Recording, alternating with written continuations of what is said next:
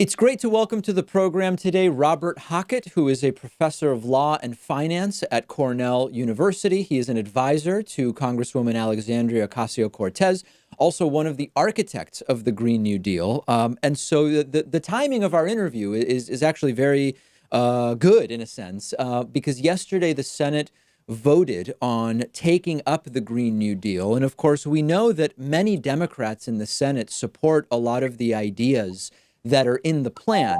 But there was the perception, probably accurately, that Republicans are sort of trying to score political points by forcing a vote on a proposal that is still more of an overview, an aspirational document. So what's your reaction to so many Democrats voting present yesterday? Yeah, so this is actually quite familiar, David. Mitch McConnell does this a lot. He did it this time last year in connection with another initiative that the Democrats have been behind.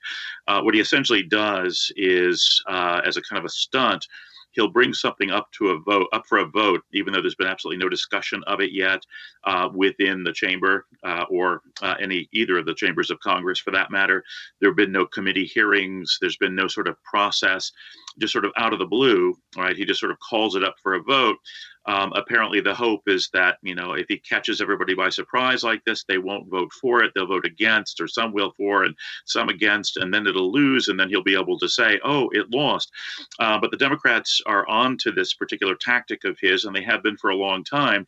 So what they do every time that he announces an intention to pull this particular stunt again is they all agree actually just to vote present, but not to vote yay or nay, in order to sort of signal to the broader public that this isn't a real vote and it wasn't ever meant to be a real vote. So they've effectively just called his bluff again, this time like last time.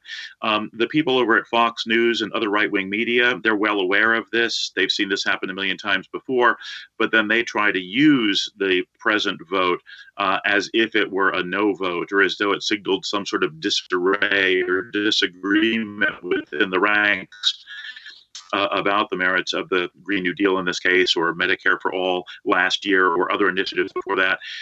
Nobody who actually knows about legislative process ever falls for that. It's just a lie. Yeah, unfortunately, a lot of people don't know about legislative Yeah, process. And so it's still sort of effective headlines of Democrats vote against their own Green New Deal when, as you mentioned, voting present is not voting for or against.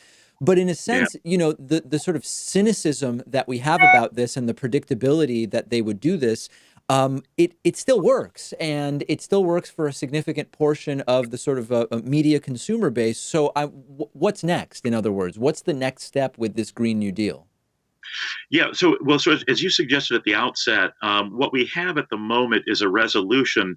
The resolution is best thought of as a kind of opening gavel. It's meant to sort of open a national conversation or a national discussion about how best to address the now existentially threatening climate crisis on the one hand, and the sort of profound economy threatening infrastructural degradation and manufacturing degradation of the country on the other hand.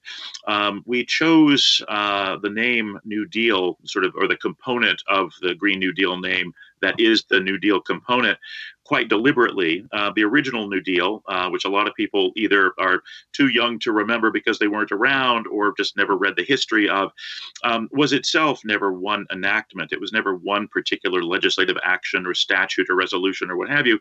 It was an organic process that unfolded over the course of a decade or more. It was basically constituted by a sequence of distinct statutory measures, each one building upon its predecessors, and each one passed only after lively national discussion at the national level, at the state level, at the local levels, even at the neighborhood levels, at every step along the way. So what that means at present is that the resolution that was introduced by Congresswoman Ocasio-Cortez on the one hand and Senator Markey on the other at the very beginning of February was simply the initiation of that same process this time around. That then takes us to your more immediate question, which is, okay, well, what comes next? Probably what will happen next is that somebody, either the congresswoman or the congresswoman acting with some of her colleagues, or Senator Markey acting with colleagues in the Senate, or some group of senators and House members alike, will try to figure out what single discrete enactment should be the first enactment to be made.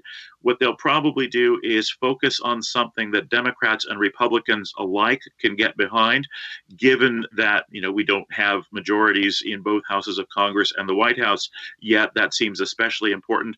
Although, to be quite frank, we would like to do all of this in a bipartisan way, even once we have massive majorities in both houses, and even when we have the White House again. So what does that mean? I suspect, again, infrastructure or manufacturing will probably be at the core of the first one or two enactments.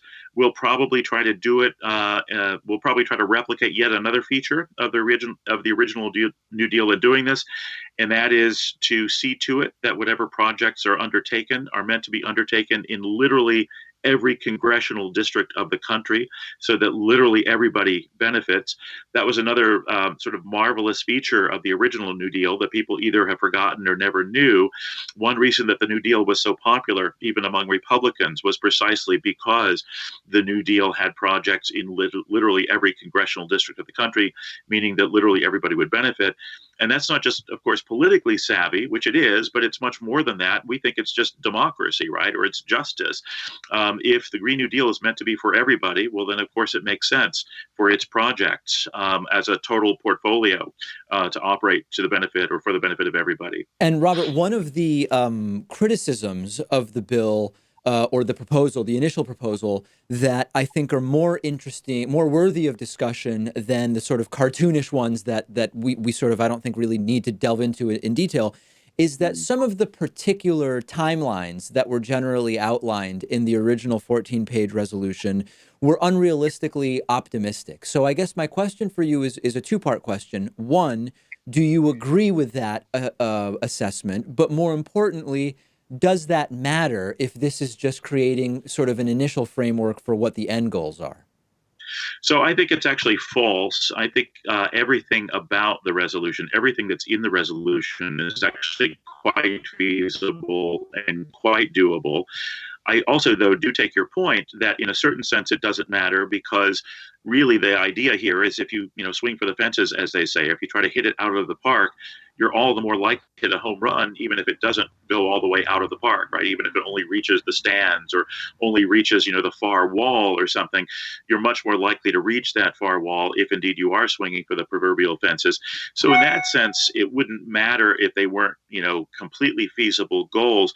But that being said, right, it wouldn't be plausible to suggest that we do something that's completely on its face unrealistic, even as a way of getting people to sort of aspire for more and to sort of swing for the fences and thereby not quite make it to the fences.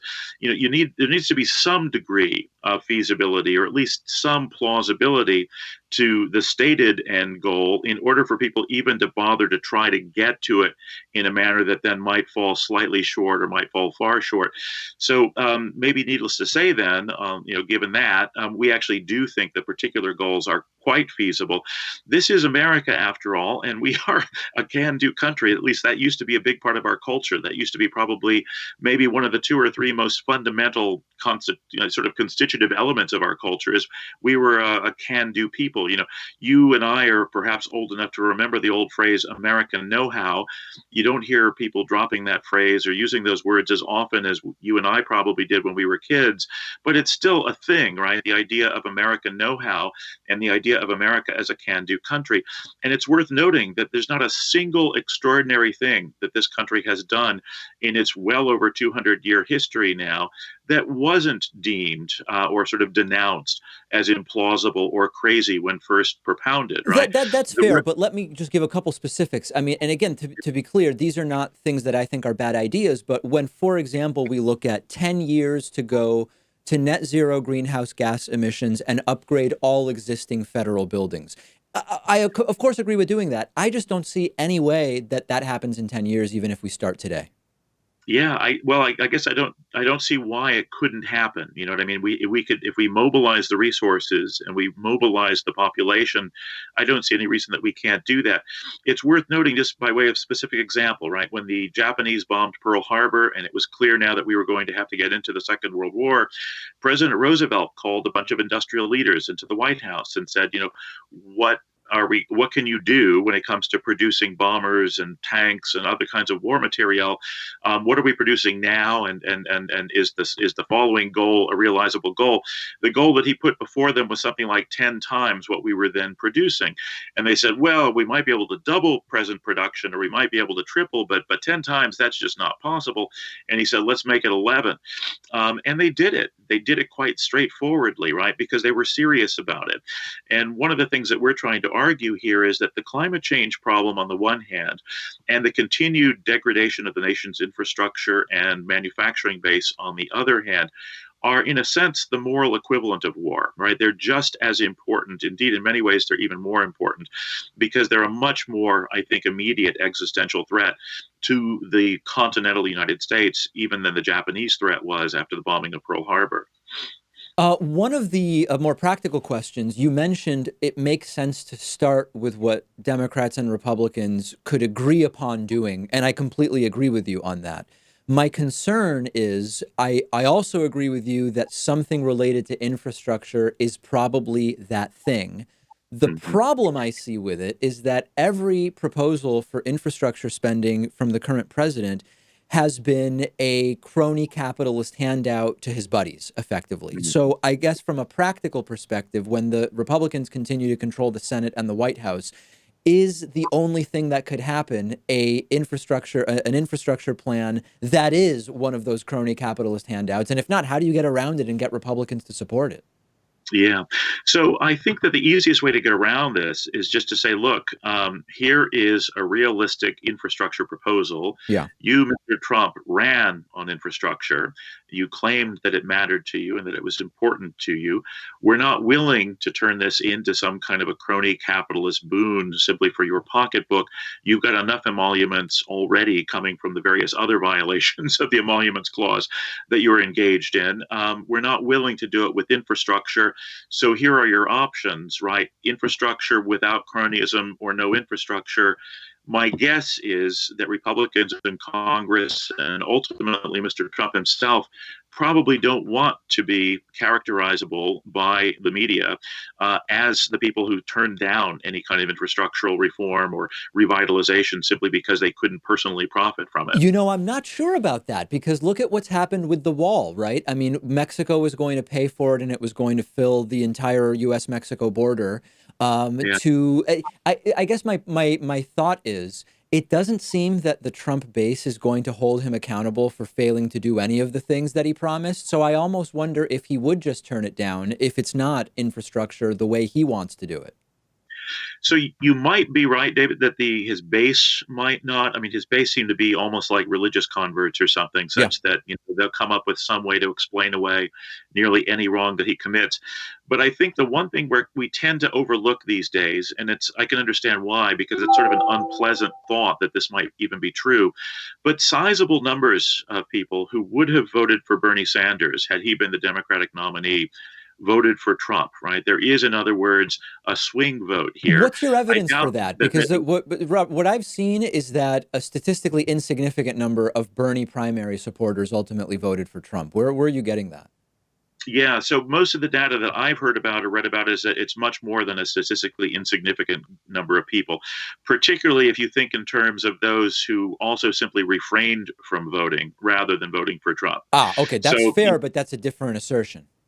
It is, but again, the point is, if you can mobilize large numbers of people who did not vote against Trump because they were troubled about Clinton's being the nominee, if you can mobilize those folk, including the Bernie supporters, to get out there and say, look, yeah, we're definitely going to get active again, and then active in a very anti-Trumpian way, if we have to sacrifice infrastructural revitalization just because the president wouldn't allow it to be done unless he could personally profit from it, my guess is that that's a pretty effective pitch.